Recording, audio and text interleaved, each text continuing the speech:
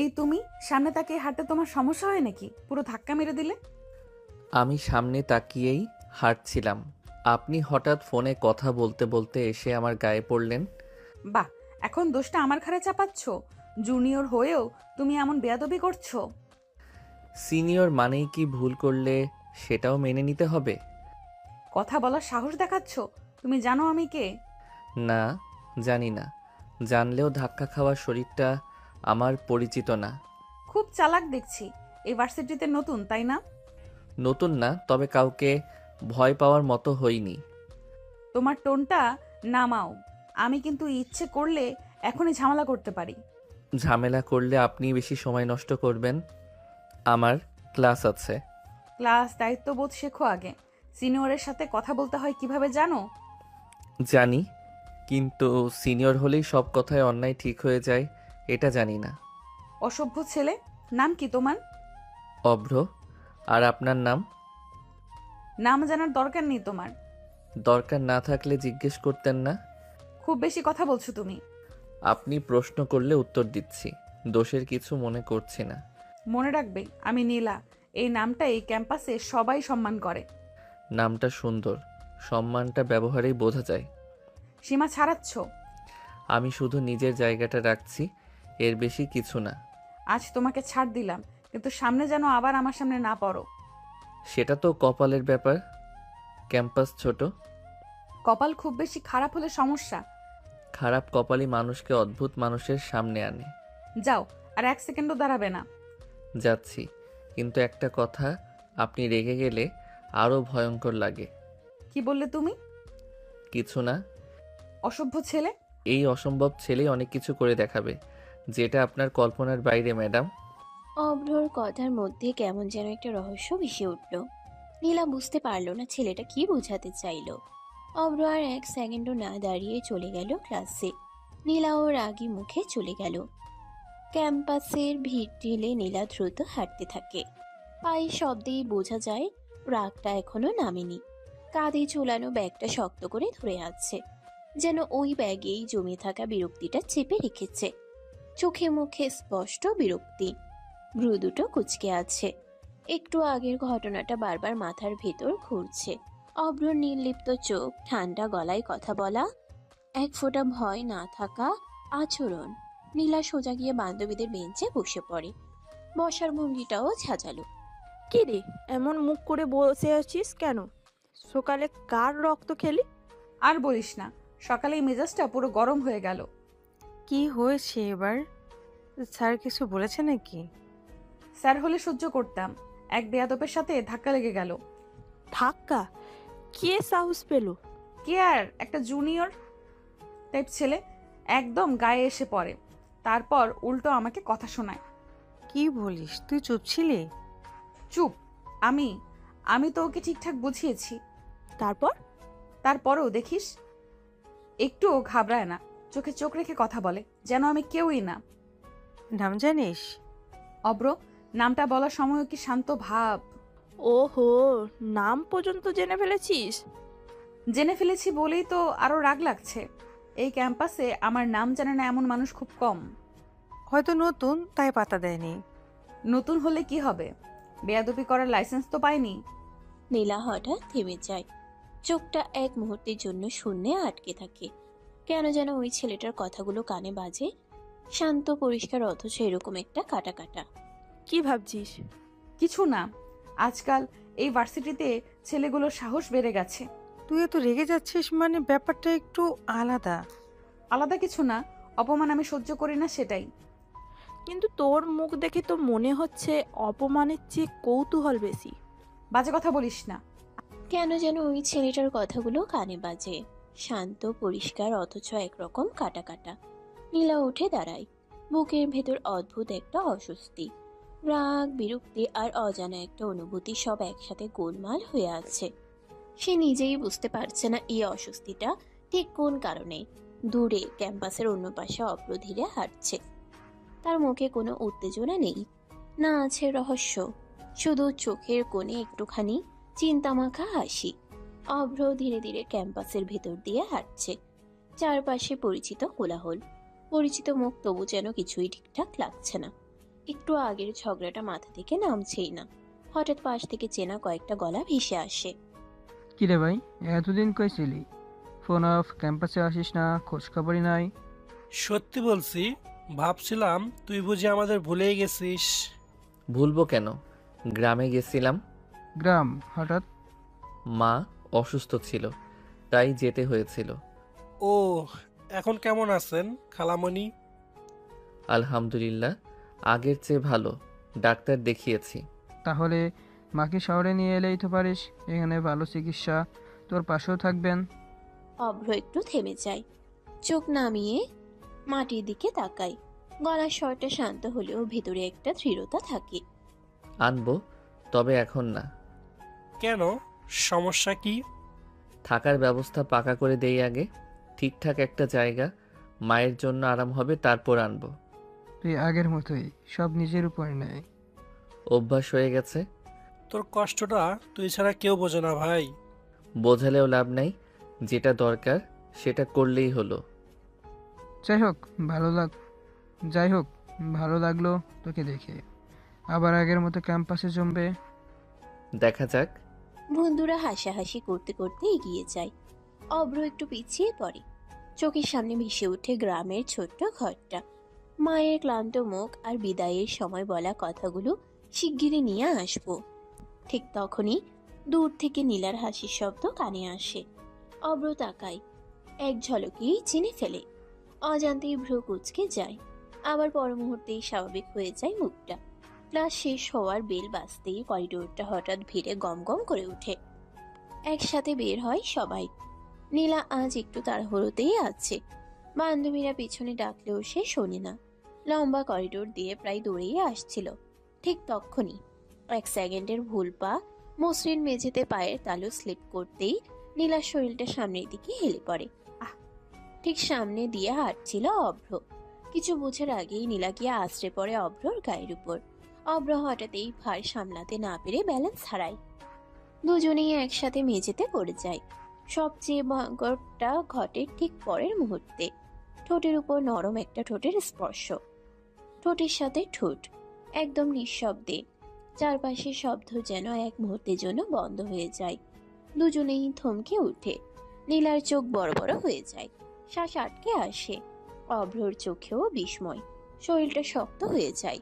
1 second, 2 second, তারপর নীলা ঝটকা দিয়ে নিজেকে সরিয়ে নেয়। এই তুমি কি করছো? কিস করলে কেন? করিডোরের আশেপাশের কয়েকজন থমকে দাঁড়িয়ে পড়ে। ফিসফাস শুরু হয়। অভ্র উঠে বসে, চোখে মুখে প্রথমে অবাক ভাব, তারপর মুহূর্তেই রাগ। কি বলছেন আপনি? নাটক করছো কেন? আমি পড়ে গেলাম আর তুমি সুযোগ নিলে। সুযোগ? আপনি নিজে এসে আমার উপর পড়লেন। তাহলে ঠোঁট লাগলো কিভাবে? সেটা আমিও জানতে চাই। বেয়াদবি এই ভার্সিটির মাঝখানে?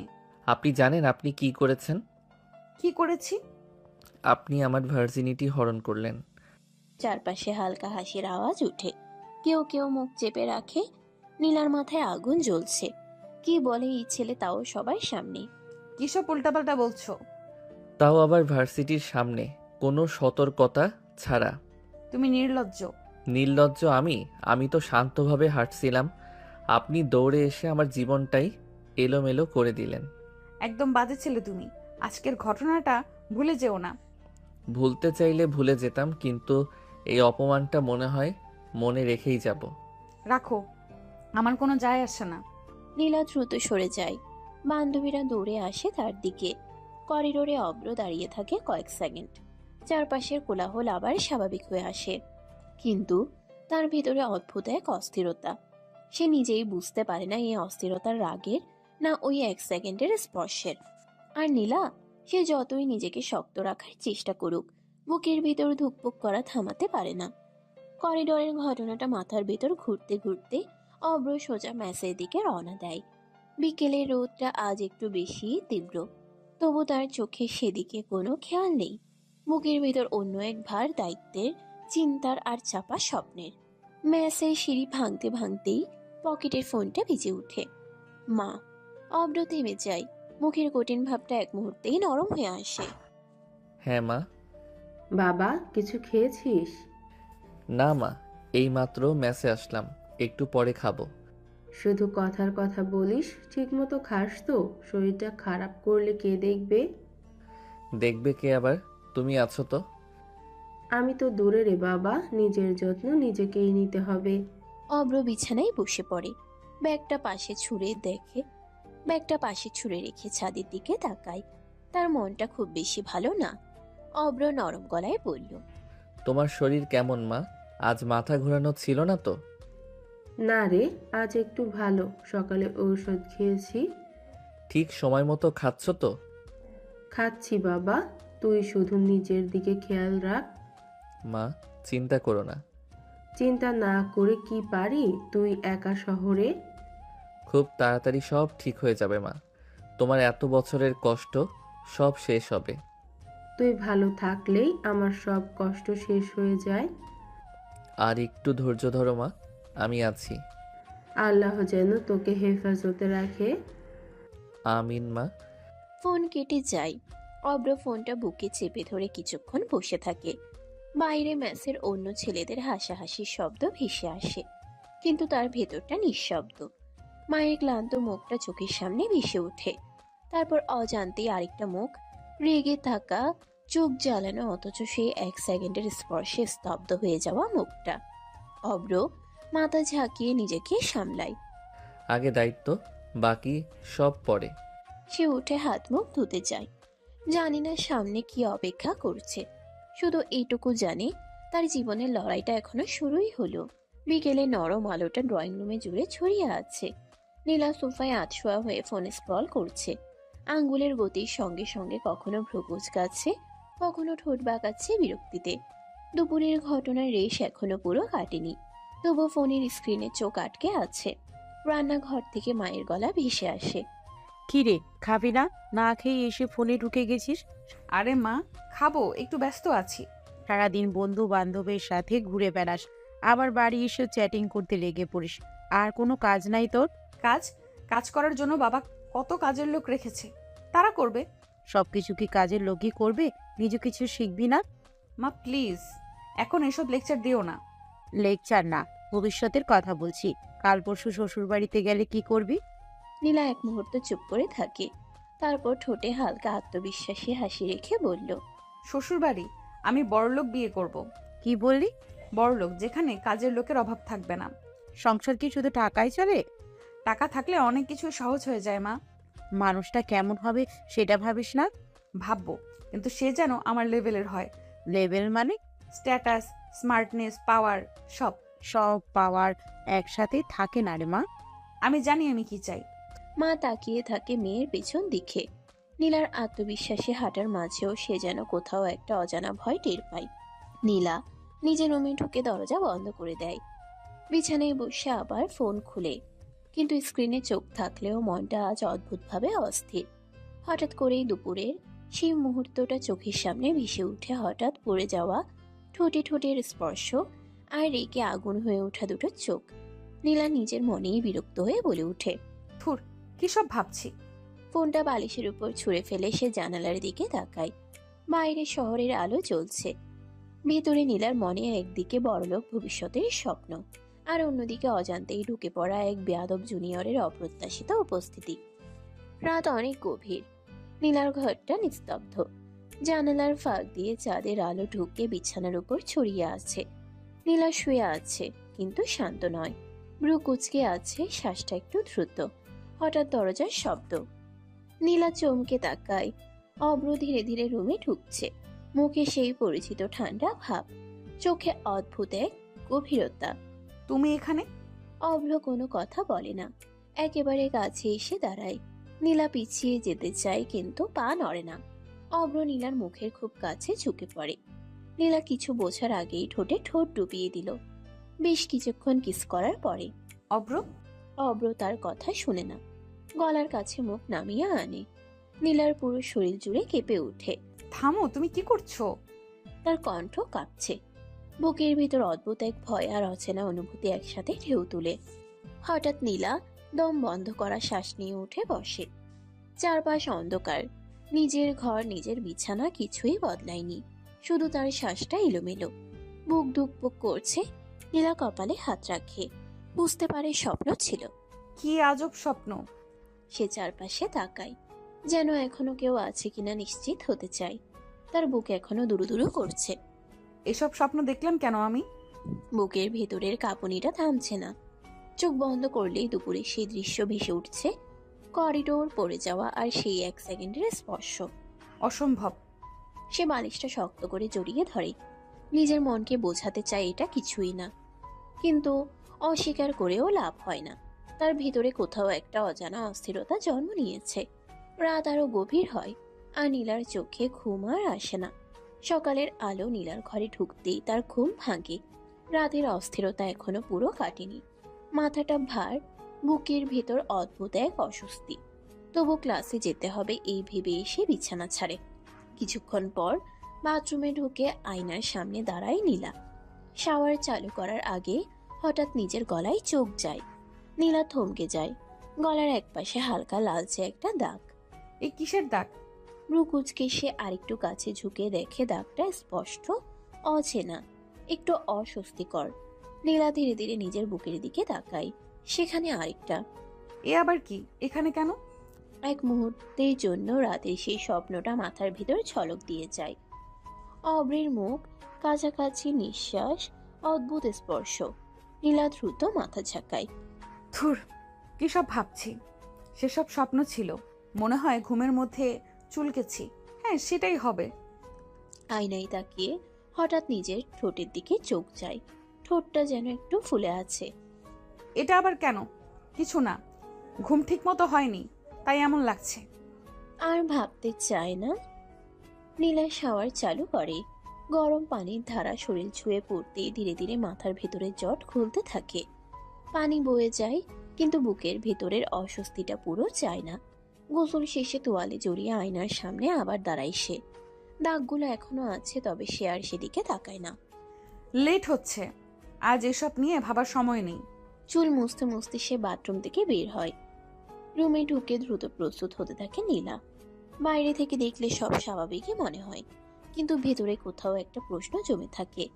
এই দাগগুলো সত্যি কি শুধু ঘুমের মধ্যে অসাবধানতা, নাকি কোনো অস্বস্তিকর অনুভূতির ছায়া?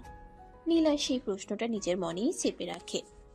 আজ আপাতত সে শুধু ভার্সিটিতে যেতে চায়। নীলা রেডি হয়ে নিচে নামলো। দুপুরে সূর্য নরম আলো ফেলছে। বাথরুমের পরে নিজের ভেতরের অস্বস্তি এখনো কাটেনি, কিন্তু চূড়ান্ত প্রস্তুত হয়ে সে ড্রয়িং রুমে ঢুকলো। মা রাঁধুনির পাশ থেকে তাকিয়ে বলে উঠল, খেয়ে নাও নীলা, নইলে দিনের শুরুতেই শক্তি শেষ হয়ে যাবে। হ্যাঁ মা। মা তার দিকে খেয়াল রাখছে। সরাসরি চোখ পড়ল নীলার ঠোঁট আর গলায়। ফুলে থাকা ঠোঁট আর হালকা লাল দাগ চোখে পড়তেই মা কপাল কুঁচকিয়ে বলল, প্রেম করছো নাকি? ভালো, তাই বলে মেলামেশা করতে হবে? কি বলছো মা? কি বলছি তুমি ভালো করেই জানো। ঠোঁটটা ফুলেছে, গলায় দাগ, সবই দেখছো তো। বিশ্বাস করো মা, আমি প্রেম করি না। এটা সব ঘুমের মধ্যে হয়েছে, আর কিছু না। ঘুমে এমন হয়? বোকা ভাবো আমাকে? এই বয়সে প্রেমের নামে এমন সব করলে? নীলা চুপ করে কাঁধ ঝাঁকিয়ে বসে। চেয়ারে বসে নিজের খাবার নেওয়ার সময় মনটা কিছুটা ভারাক্রান্ত। চোখে ঘুমের স্বপ্ন আর গায়ে দাগে স্মৃতি ঘুরছে। নিজের ভিতর একটা প্রশ্ন জাগে, কিভাবে এমন স্বপ্ন এত জীবন্ত হতে পারে, আর কেন এর প্রভাব এখনো রয়ে গেছে। মা হালকা গলার স্বরে বলল, আজকের ক্লাসে দেরি করবে না, আর যেন ফোনে ব্যস্ত না দেখি। নীলা মাথা নেড়ে সম্মতি দিল, কিন্তু চোখে অদ্ভুত একটা অস্থিরতা। সকালের ভিড়। ক্যাম্পাসের গেট দিয়ে ঢুকতেই নীলার চোখে পড়ে অপ্রব। এক মুহূর্তের জন্য দম আটকে যায়, কিন্তু চোখে পড়তেই অগ্রতার হাসি লুকাতে পারে না। বাবা বয়ফ্রেন্ড খুব আদর করেছে বুঝি? ঠোঁটের অবস্থা তো নাজেহাল। যা খুশি হোক, তোমার কি? এমন জিনিস সামনে এলে তো আমাদেরও টেস্ট করতে ইচ্ছে করে। সাহস হয় কিভাবে এসব বলার? আপনি করলে দোষ নাই, আমি বললেই দোষ। নীলা থেমে যায়। চোখের কোণে চোখ পড়ে কপালের ভাঁজে। অব্রের কথা ঠিক বসছে না, তবু তার ভেতরের অস্বস্তি বেড়ে যায়। এই ছেলে কেন এমন বেয়াদব, আর কেমন জানি সবকিছু সামনে নিয়ে আসে। আজকের দিনটা শুরুতেই কি দেখলাম আল্লাহ।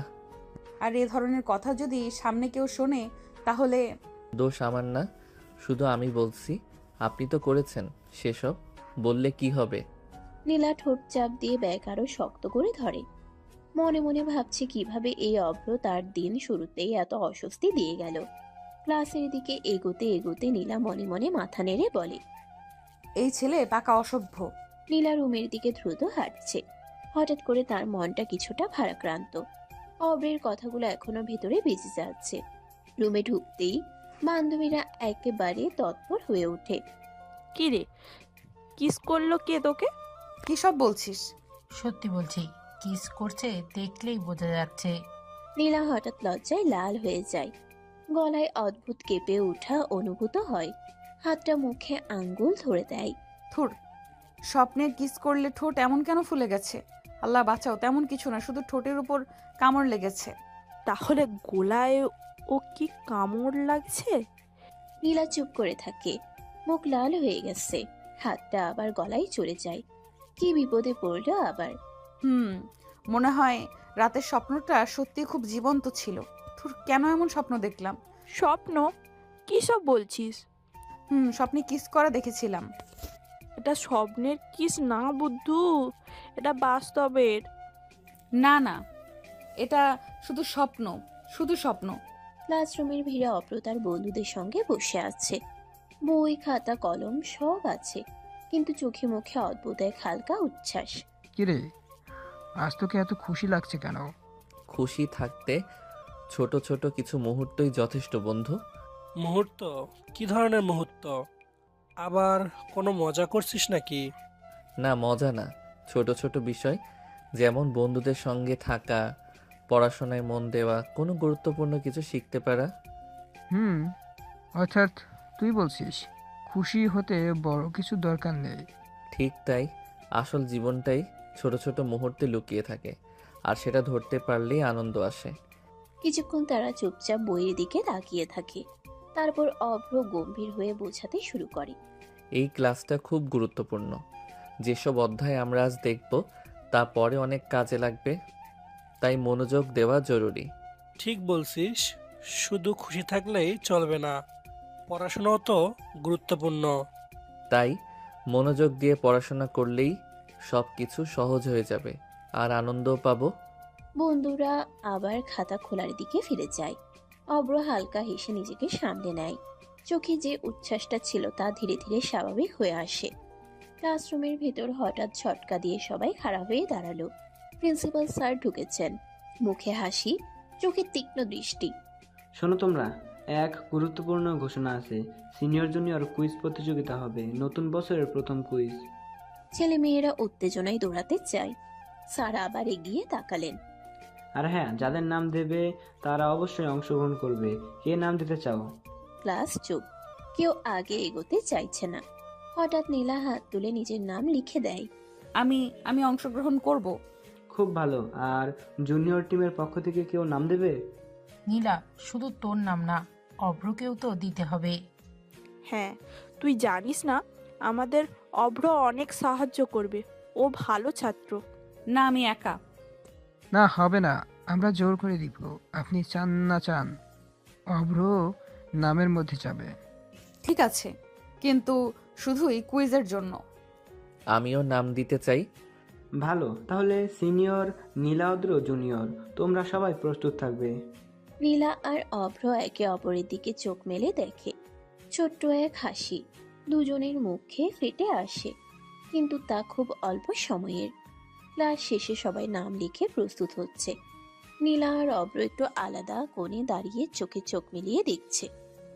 শোনো, আমাদের অবশ্যই জিততে হবে।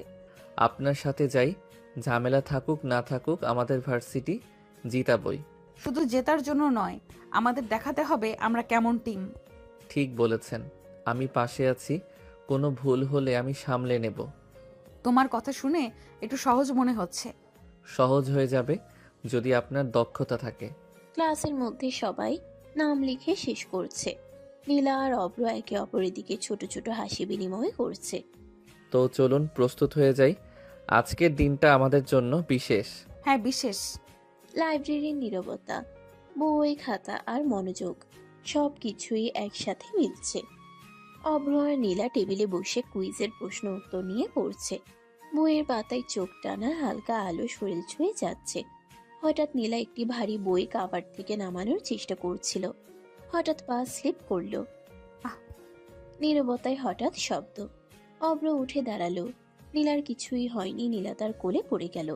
নীলা চমকে উঠল। গলায় হালকা কাঁপন, চোখ বড় হয়ে গেল। লজ্জায় মাথা নামিয়ে নিল। ভয় পাবেন না। অব্র ধীরে ধীরে নীলার হাত ধরে সামলে নেয়। তারপর হালকা চুল সরিয়ে নীলার মুখের কাছাকাছি ঝুঁকে বলল, খুব সুন্দর লাগছে আপনাকে। নীলার শরীর কেঁপে ওঠে। বুকের ভিতর অদ্ভুত উত্তেজনা ছড়িয়ে পড়ে। অব্র আবার ধীরে নীলার ঠোঁটে হালকা চুমু দিয়ে বলে, এত লজ্জা পাচ্ছেন কেন? আমি কি আপনার বয়ফ্রেন্ড নাকি? ধুর, এটা কি স্বপ্ন না বাস্তব? একদম বাস্তব ম্যাডাম। নীলা গভীর শ্বাস নিলেও কাঁপা থামছে না।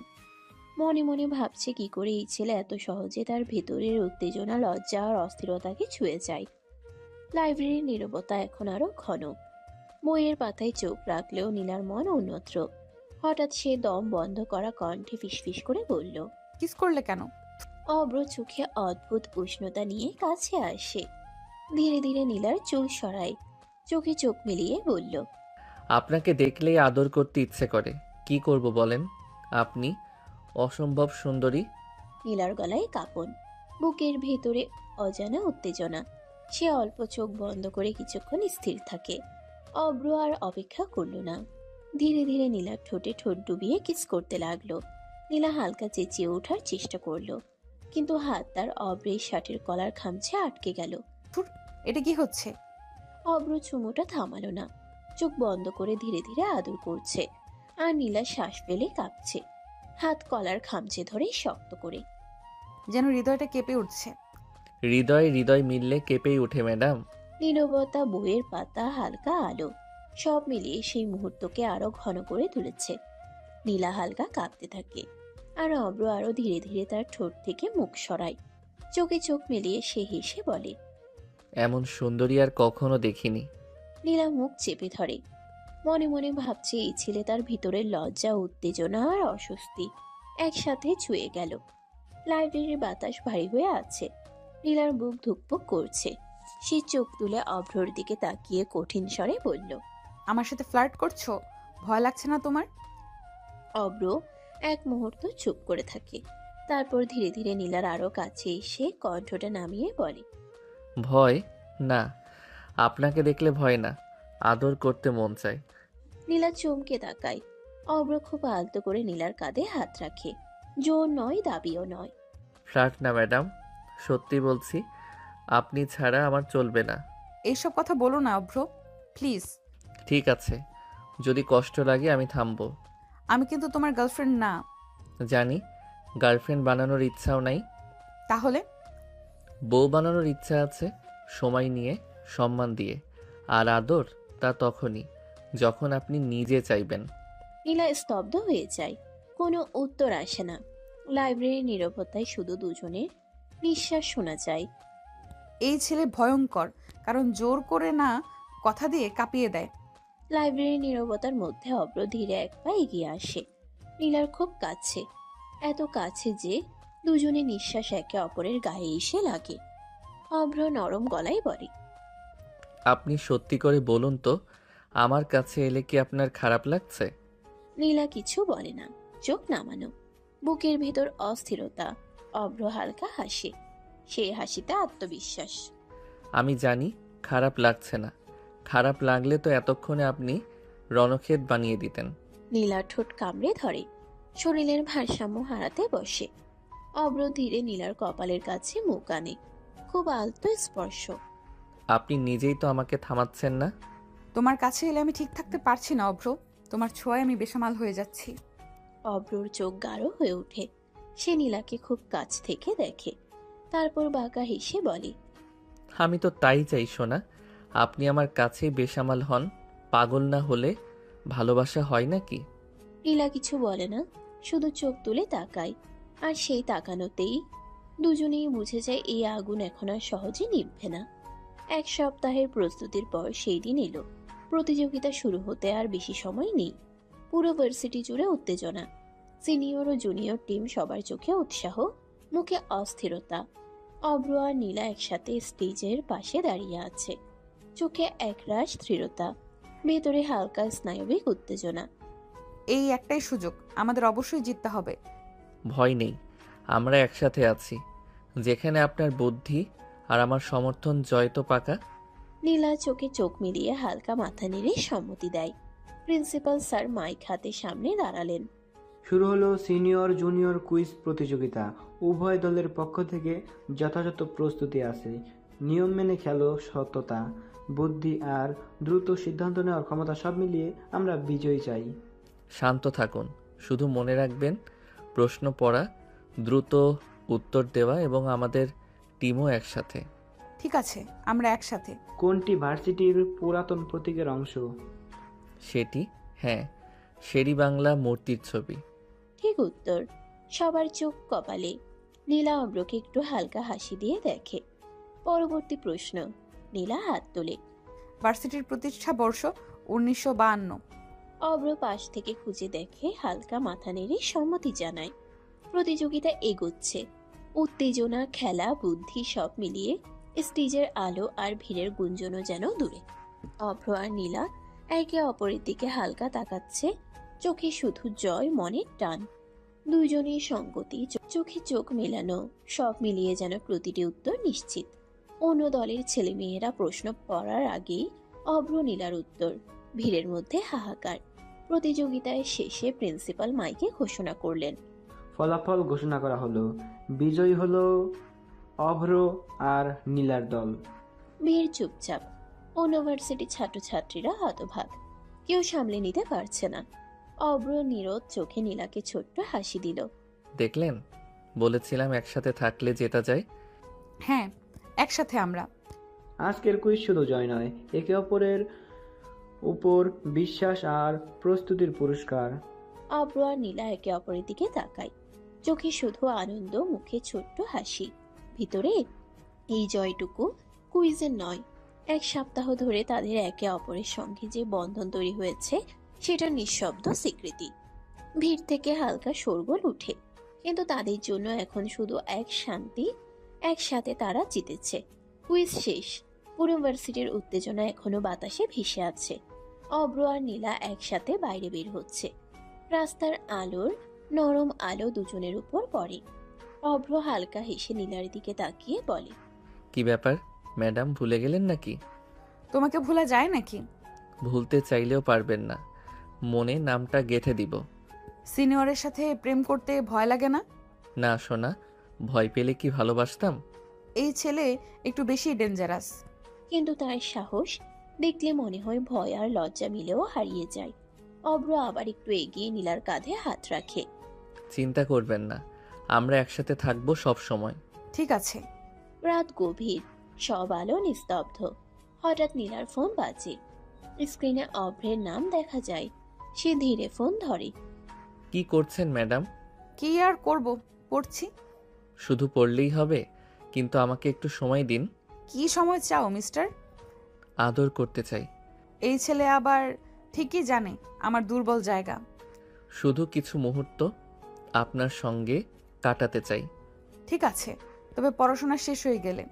সোনা, আমি অপেক্ষা করতে পারি, কারণ সময় না থাকলে আদরও তো অর্ধেক আনন্দ হয়। ঠিক আছে, কিন্তু শুধু একটু। ধন্যবাদ সোনা। রাত গভীর, ঘরের বাতাস নীরব, শুধু ঘড়ি টিকটিক শোনা যায়। হঠাৎ ব্যালকনির দরজা আস্তে খোলা হলো। অভ্র ধীরে ধীরে ভিতরে ঢুকলো। নীলা চোখ বড় করে তাকালো। এত রাতে তুমি এখানে? তুমি তো বলেছিলে পড়ার পরে সময় দেবে, এখন তোমার পড়া শেষ, এখন ভালোবাসার সময়।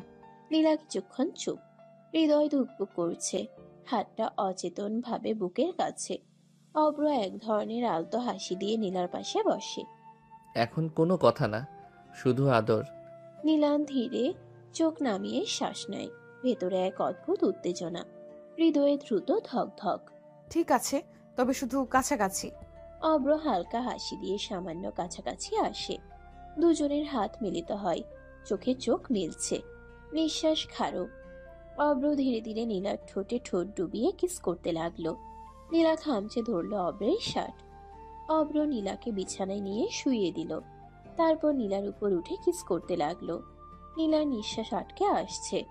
অভ্র থামলো না। নীলার জামার ভিতর দিয়ে হাত ঢুকিয়ে দিল। নীলা কেঁপে উঠল। অভ্র দীর্ঘ 20 মিনিট কিস করার পরে ছেড়ে দিল নীলাকে। দুজনেই হাঁপাচ্ছে। অভ্র নীলার কানের কাছে মুখ নিয়ে বলল। নাইস টেস্ট সোনা। নীলা লজ্জা পেয়ে মুখ লুকালো অভ্রের বুকে। রাতের নিস্তব্ধতা ঘরে ভেসে আছে, শুধু দুজনের নিঃশ্বাস, চোখে চোখ মেলানো আর মন থেকে মন মেলানোর অনুভূতি। অভ্র ধীরে নীলার হাত ধরে বলল। তোমাকে ছাড়া থাকতে পারছি না সোনা। নীলা হঠাৎ তার গলা জড়িয়ে ধরে তাকালো। নীলার ভালো লাগে অভ্রর কাছে থাকতে। নীলা বলল। আমিও তোমার সাথে থাকতে চাই। আমরা যে গরিব, তোমার বাবা মা মেনে নেবে তো? আমি তো গরিব বড়লোক দেখে ভালোবাসিনি, আমি শুরু থেকেই তোমাকে চাই। সোনা, এই কথাটা আমার জন্য অনেক বড়। যেখানে তুমি আমার সঙ্গে থাকো সেখানে আর অন্য কিছু গুরুত্বপূর্ণ নয়।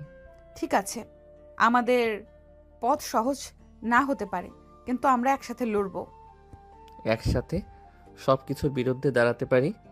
রাতের সেই নিস্তব্ধতা দুজনের জন্য এক অনন্য শান্তি নিয়ে আসে। পরের দিন সকালে অভ্র পড়াশোনার মাঝে হঠাৎ ফোন বাজে। স্ক্রিনে মায়ের নাম। অভ্র ফোন ধরল। কণ্ঠে উষ্ণতা। হ্যালো মা, কেমন আছো? ভালো বাবা, তুই কেমন আছিস বাবা? কিছু খেয়েছিস তো? মা চিন্তা করো না, আমি ঠিক আছি। তোমার কথা ভাবছি, খুব শীঘ্রই তোমাকে আমার কাছে নিয়ে আসবো। আসলেই?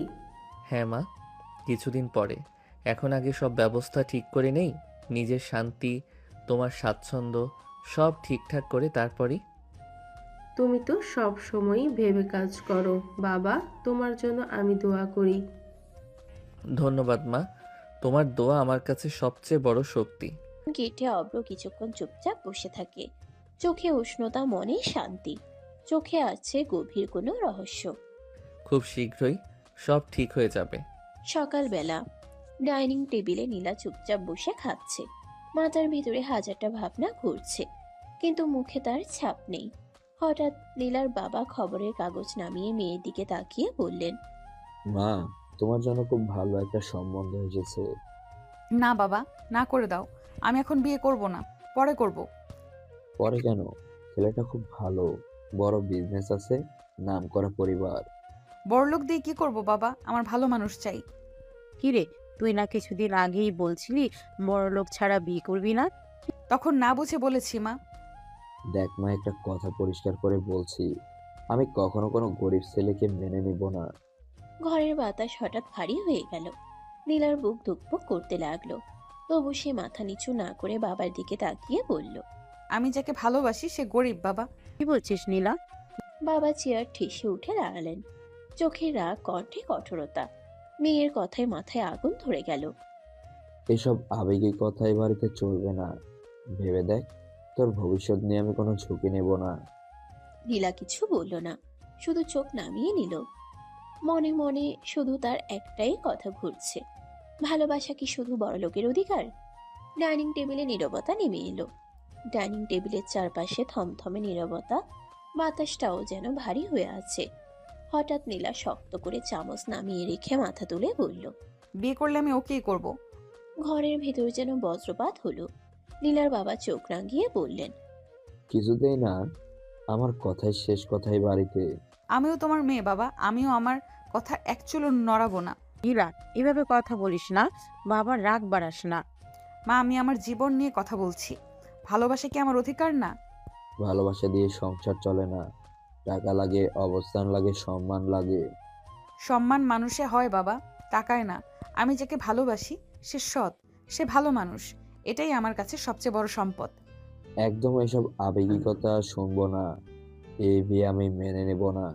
তাহলে জেনে রাখো বাবা, এই সিদ্ধান্ত থেকে আমি এক পাও পিছাবো না। মা অসহায় চোখে কখনো নীলার দিকে কখনো বাবার দিকে তাকালেন। তোমরা দুজনেই থামো প্লিজ। কিন্তু তখন আর থামার জায়গা নেই। একদিকে বাবার সামাজিক অহংকার, আরেকদিকে মেয়ের ভালোবাসার জেদ। ঘরের ভিতর যুদ্ধ লেগে গেছে, রক্তের সম্পর্ক আর হৃদয়ের টানের যুদ্ধ। নীলা মনে মনে একটাই কথা বলছে, এই লড়াই সে হারবে না।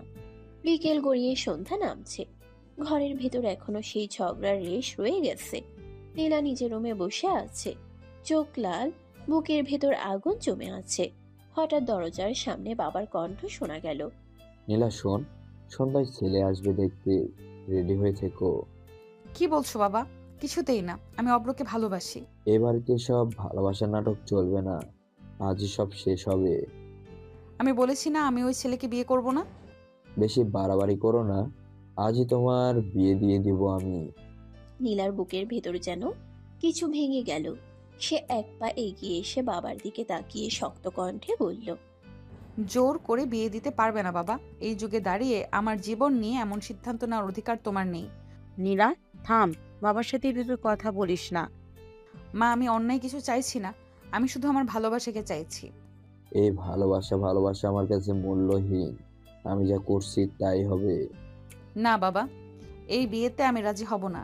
জীবনটা আমার, সিদ্ধান্তটাও আমার। ঘরের ভেতর আবার সেই ভয়ঙ্কর নীরবতা নেমে এলো। মা অসহায়, বাবার আগে ফুঁসছেন, আর নীলা নিজের ভালোবাসার জন্য একা দাঁড়িয়ে আছে শক্ত হয়ে। বাবা রুম ছেড়ে বেরিয়ে যেতেই নীলা দরজাটা ভেতর থেকে আটকে দিল। বুক ধরফর করছে, হাত কাঁপছে, চোখে জল জমে উঠেছে। আর এক মুহূর্তও দেরি না করে সে ফোনটা তুলে নিল। ডায়ালে ভেসে উঠল অভ্রের নাম। হ্যালো নীলা, কি হয়েছে? কণ্ঠটা কাঁপছে কেন? অব্র, বাবা জোর করে আমার বিয়ে দিতে চাচ্ছে। আজই ছেলে আসবে দেখতে। কি বলছো? আজই? আমি তোমাকে ছাড়া বাঁচবো না অব্র। আমি কাউকে বিয়ে করব না, কাউকেই না। নীলা, তোমার বাবা তো আমাকে কোনোদিনই মানবে না। আমি গরিব, আমার কিছুই নেই। তাতে আমার কিছু যায় আসে না। আমি বড়লোকের জীবন চাই না, আমি শুধু তোমাকে চাই। আমি পালিয়ে যাব তোমার সাথে। নীলা, ভেবে বলছো তো? তুমি কি সত্যি আমার সাথে থাকতে পারবে? আমার কষ্ট, আমার অনিশ্চিত জীবন সব সহ্য করতে পারবে? পারবো, শুধু তুমি থাকলেই হবে। তোমার পাশে থাকলে সব কষ্ট সহজ হয়ে যাবে। তুমি জানো না নীলা, এই কথাগুলো শুনে আমি কতটা শক্তি পাচ্ছি। তাহলে কথা দাও, আমাকে ছেড়ে যাবে না। কথা দিচ্ছি, তোমার হাত ছেড়ে আমি কখনো যাব না। ঘরের ভেতর নীরবতা, দরজার ওপাশে সমাজ, পরিবার, বাধা, আর দরজার ভেতরে শুধু একটাই সিদ্ধান্ত, ভালোবাসার জন্য সব ছেড়ে দেওয়ার সাহস। নীলা ফোনটা বুকে চেপে ধরে দাঁড়িয়ে থাকে, চোখে জল, কিন্তু মুখে ভয় নেই। অন্যদিকে মেসেজ ছোট ঘরে অব্র ফোন নামিয়ে ধীরে জানালার কাছে গিয়ে দাঁড়ালো। রাতের অন্ধকারে চোখ স্থির, মুখে অচেনা দৃঢ়তা। খেলা তো এবার শুরু হবে সোনা, দেখতে থাকো কি হয়। তার চোখে আর সেই সহজ হালকা হাসি ছেলেটা নেই, আছে দায়িত্ব, জেদ আর ভয়ঙ্কর রহস্য। অব্র চেয়ারে বসে গভীর শ্বাস নিল। আমি গরিব হতে পারি, কিন্তু দুর্বল নই। এবার আমার অধিকার আমি আদায় করে নিব। সে ফোন তুলে কয়েকটা নাম স্ক্রলে দেখে থামলো, একটু ভেবে ফোনটা নামিয়ে রাখলো আবার। এই লড়াইয়ে তাড়াহুড়ো নয়, সময়, বুদ্ধি আর ধৈর্য লাগবে। অন্যদিকে নীলা নিজের রুমে বসে জানালার পর্দা সরিয়ে বাইরে তাকায়, চোখে জল, কিন্তু ভয় নেই। অব্র যদি বলে শুরু হবে, তাহলে কিছু একটা হবেই। রাতের শহর নিঃশব্দ, রাস্তার বাতিগুলো একটার পর একটা পেছনে পড়ে যাচ্ছে। নীলার হাত শক্ত করে ধরে অব্র এগিয়ে চলেছে। নীলার বুক ধরফর করছে, কিন্তু চোখে ভয় নেই, আছে অদ্ভুত এক শান্ত দৃঢ়তা। একটা ছোট্ট কাজে অফিসের সামনে এসে তারা থামে। ভেতরে হালকা আলো জ্বলছে। অভ্র একবার নীলার দিকে তাকায়। নীলা, এখনো সময় আছে, পরে কোনো আফসোস হবে না তো? নীলা অভ্রর হাতটা আরো শক্ত করে ধরে, যেন এই হাতটাই তার ভরসার জায়গা। নীলা চোখে চোখ রেখে ধীরে বলে, তুমি পাশে থাকলে কোনো আফসোস হবে না। আমি সব জেনে সব বুঝে এসেছি। তাহলে চলো, আজ থেকে তোমার সব দায়িত্ব আমার। ওরা ভেতরে ঢুকে। ছোট ঘর, টেবিলের উপরে কাগজপত্র। কাজী সাহেব চশমা ঠিক করে তাকান। তোমরা কি স্বেচ্ছায় এই বিয়েতে সম্মত? হ্যাঁ। আমিও।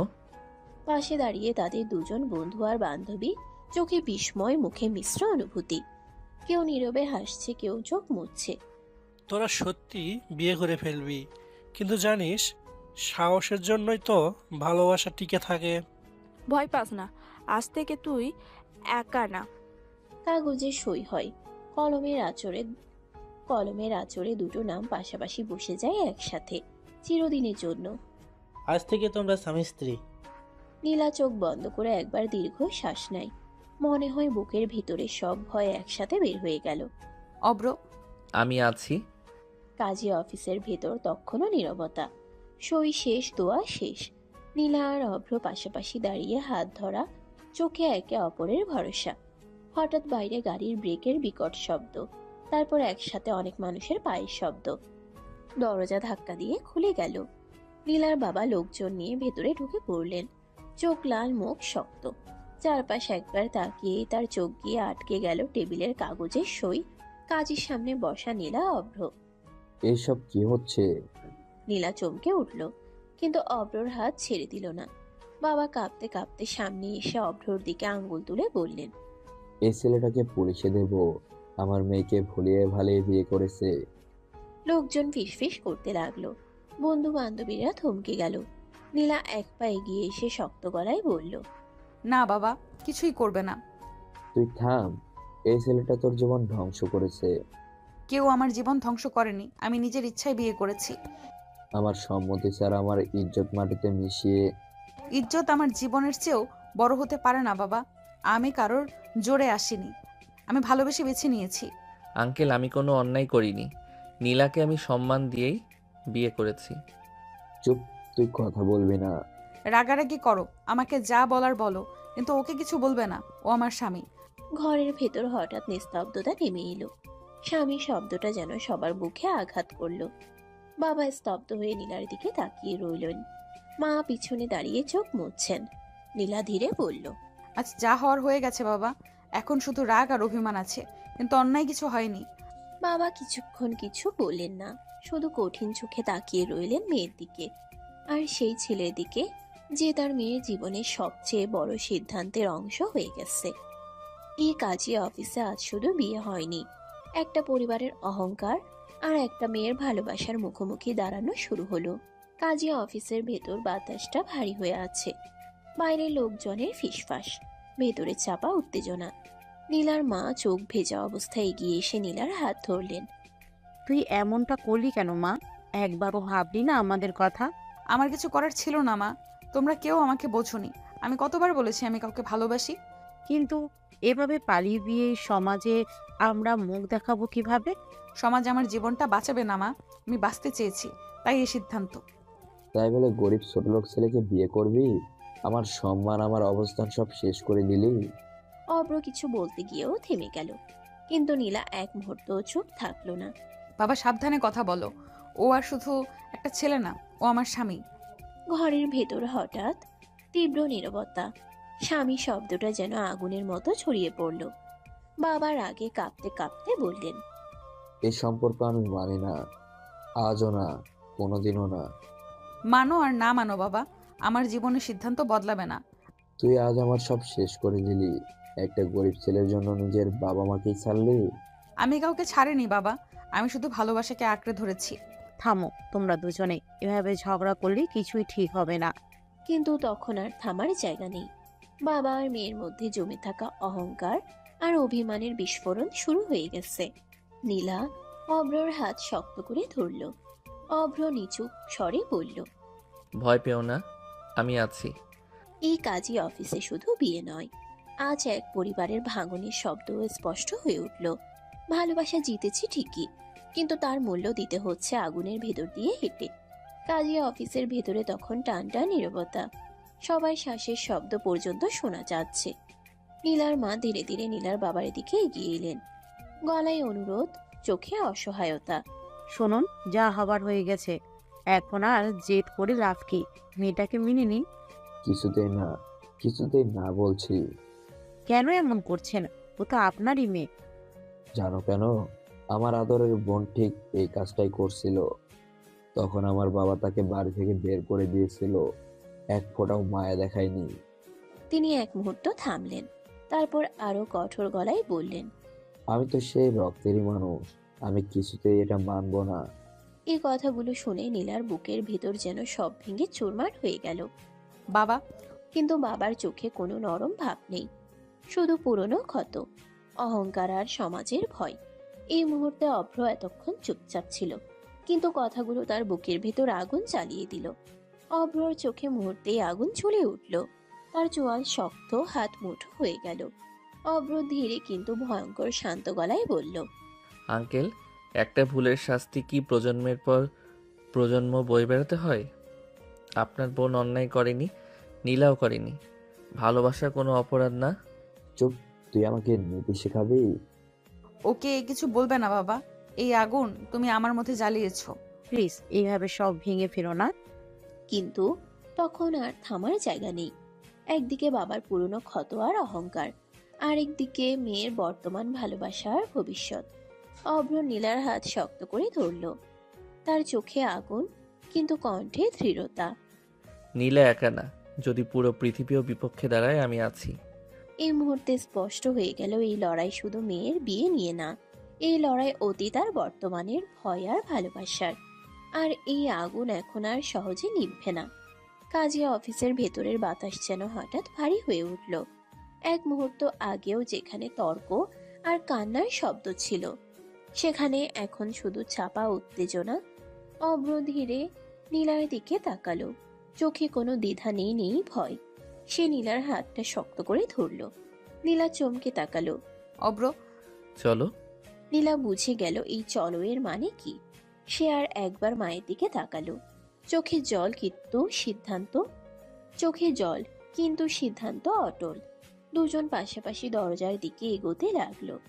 নীলার মা হঠাৎ হাউমাউ করে কেঁদে উঠলেন। থামাও ওকে, প্লিজ থামাও। এভাবে গেলে সব শেষ হয়ে যাবে, শুনছেন না? ও তো আমাদেরই সন্তান। নীলার বাবা একটুও নড়লেন না। চোখে কঠোরতা, মুখে পাথরের মতো ভাব। না, থামানোর দরকার নেই। মা কেঁপে উঠলেন। কি বলছো তুমি? ও বুঝুক জীবন কত কঠিন। ভালোবাসা দিয়ে সংসার চলে না। আমি কোনোদিনই মানবো না এই বিয়ে, কোনোদিনই না। এই কথাগুলো নীলার বুকের ভেতরে ছুরির মতো বিঁধল। সে দাঁড়িয়ে পড়ল, ঘুরে বাবার দিকে তাকালো। বাবা, একবারও ভাবলে না আমি কি চাই? দেরি হয়ে গেছে মা। এই মুহূর্তে অভ্র থেমে গেল। সে ধীরে ঘুরে দাঁড়ালো।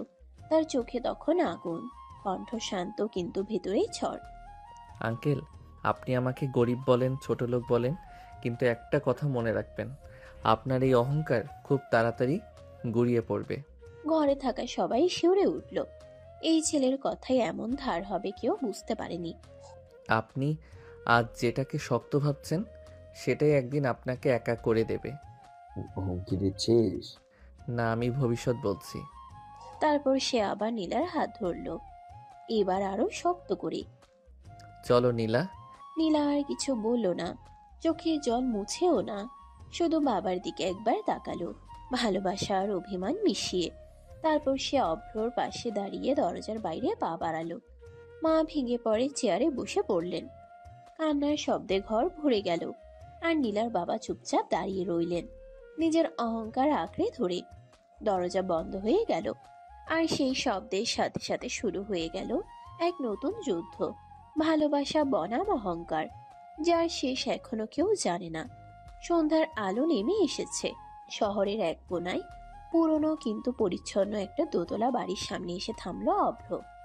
হাতে একটা ছোট্ট ব্যাগ, আর পাশে নীলা, চোখে ক্লান্তি তবু মুখে অদ্ভুত শান্তি। অভ্র তালা খুলে দরজাটা ঠেলে দিল। ভেতরে ঢুকেই নীলা থমকে দাঁড়ালো। ছোট একটা রুম, এক পাশে পুরনো কাঠের খাট, তার উপর পরিষ্কার চাদর, এক কোণে টেবিল, দুটো চেয়ার, জানালার পাশে ছোট্ট একটা আলমারি। সবকিছু সাধারণ কিন্তু গোছানো। নীলা ধীরে ধীরে চারপাশ দেখল। তার চোখে জল এসে গেল। এটাই কি এখন আমাদের ঘর?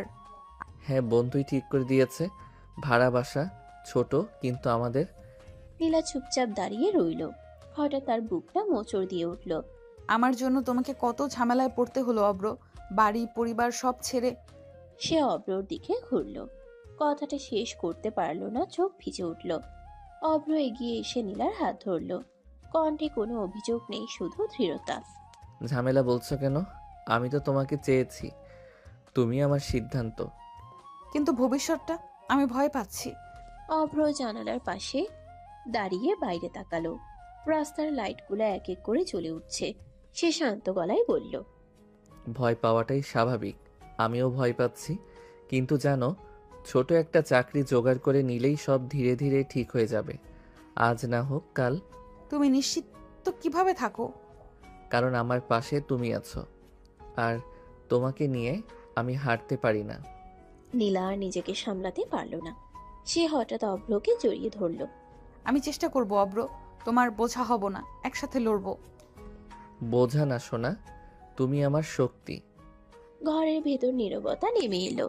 কোনো বিলাস নেই, কোনো বড় স্বপ্নের কথা নেই, শুধু দুজন মানুষ, একটু জায়গা আর একসাথে বাঁচার অদম্য ইচ্ছা। জানালার বাইরে বাতাস বইছে, ভেতরে নতুন জীবনের প্রথম রাত, অনিশ্চয়তায় ভরা, তবু ভালোবাসাই শক্ত। রাতটা আরো ঘন হয়ে এসেছে। ঘরের ভেতরে হালকা আলো জ্বলছে। নীলা জানালার পাশে দাঁড়িয়ে বাইরে তাকিয়েছিল। হঠাৎ দরজার শব্দে ফিরে তাকালো। অব্র হাতে 2 প্যাকেট খাবার নিয়ে ঢুকলো। মুখে হালকা ক্লান্তি, তবু চোখে যত্নের ছাপ। বাইরে খুব ভালো কিছু পাইনি, এই পাশের দোকান থেকে ভাত আর সবজি এনেছি, একটু কষ্ট করে এসবই খাও সোনা। আমার তো তোমার বাবার মতো সামর্থ্য নাই। কথাগুলো বলেই সে একটু থমকে গেল। মনে হলো নিজের কথাতেই কোথাও আঘাত পেয়েছে। নীলা ধীরে এগিয়ে এলো। চোখে কোনো অভিযোগ নেই, বরং নরম ভালোবাসা। এই কথা আর বলবে না। তুমি ভালোবেসে যা খাওয়াবে আমি তাই খাবো। সত্যি কোনো আফসোস নেই তো? একটুও না। ভালোবাসলে ডাল ভাতেই রাজকীয় লাগে। অব্র মুচকি হাসলো। টেবিলের উপর খাবারগুলো খুলে সাজালো। 2টো প্লেট, 2টো চামচ, সবই সাধারণ। দুজন পাশাপাশি বসে খেতে শুরু করলো। কিছুক্ষণ কোনো কথা নেই, শুধু চামচের হালকা শব্দ। হঠাৎ অভ্র বলল, লবণ একটু কম হয়ে গেছে মনে হয়। না, ঠিকই আছে। আজ সব কিছু স্বাদ আলাদা লাগছে। অভ্র তাকিয়ে দেখল নীলা মন দিয়ে খাচ্ছে। তার মুখে এক ধরনের শান্তি। ভয় লাগে না তোমার এত কিছু ছেড়ে এসে? আগে লাগতো, এখন আর লাগে না, কারণ আমি একা না। অভ্র চুপ করে রইল। গলার ভিতর কেমন যেন আটকে এলো। খাবার শেষ করে নীলা নিজেই প্লেটগুলো গুছিয়ে নিল। অভ্র থামাতে চাইলে সে বলল, আজ থেকে সব একসাথে, কষ্ট ও দায়িত্ব। রাত অনেকটা গভীর। আকাশে আধখানা চাঁদ, বাতাসে হালকা শীতলতা। নীলা বারান্দার রেলিং ধরে দাঁড়িয়ে আছে। চুলগুলো এলোমেলো হয়ে কাঁধে ছড়িয়ে পড়েছে। চোখে দূরের অজানা চিন্তা। পেছন থেকে ধীর পায়ে অভ্র এগিয়ে এসে নীলাকে জড়িয়ে ধরল।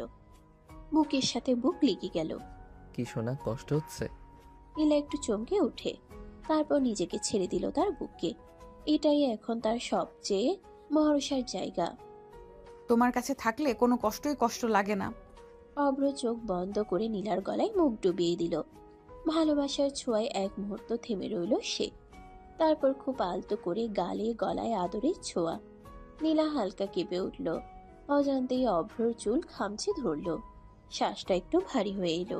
অব্র, অভ্র ধীরে নীলাকে নিজের দিকে ঘুরিয়ে নিল। চোখে চোখ, কথার দরকার হলো না। অভ্র খুব আস্তে করে নীলার ঠোঁটে ঠোঁট ছুঁয়ে দিল। ভালোবাসায় নিঃশব্দ স্বীকারোক্তি। নীলা চোখ বন্ধ করে সেই মুহূর্তে নিজেকে সঁপে দিল। ভয়ের বদলে ভরসা, অনিশ্চয়তার বদলে আপনজনের উষ্ণতা। অভ্র নীলাকে কোলে তুলে নিল। নীলা অবাক হলেও হাত দুটো শক্ত করে তার গলা জড়িয়ে ধরল। ভয় পাচ্ছ? না, তোমার উপর ভরসা আছে। অভ্র তাকে খুব যত্ন করে বিছানায় বসিয়ে দিল। দুজন পাশাপাশি বসে রইল কিছুক্ষণ। কোনো তাড়া নেই, কোনো শব্দ নেই, শুধু দুটো হৃদয়ের একসাথে ধুকপুক।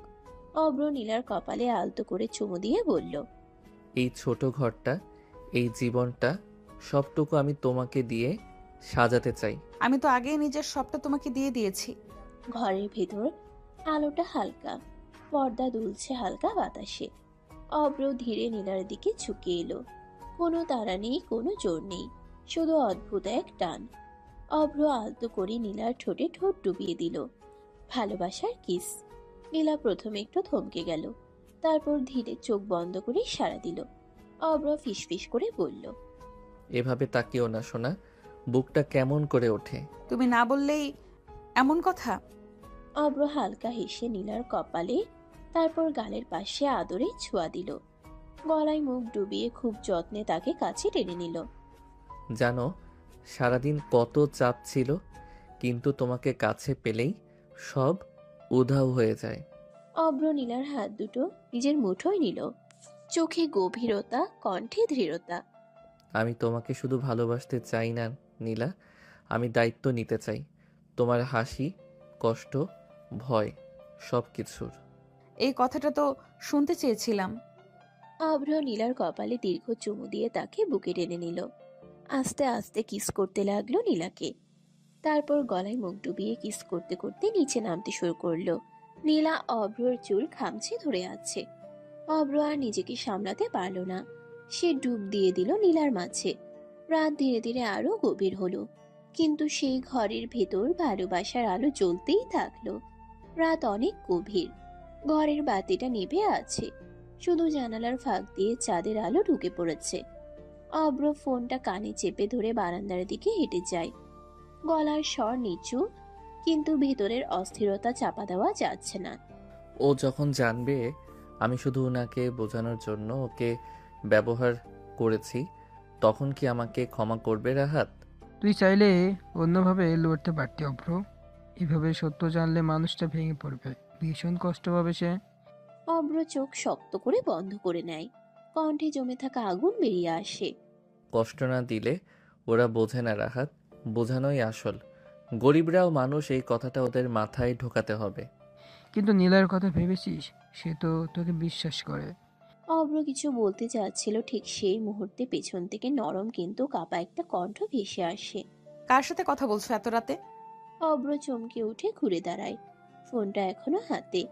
নীলা ধীরে ধীরে এগিয়ে আসে, চোখে প্রশ্ন, কণ্ঠে অজানা ভয়। কাকে কষ্ট দিতে চাও অব্র?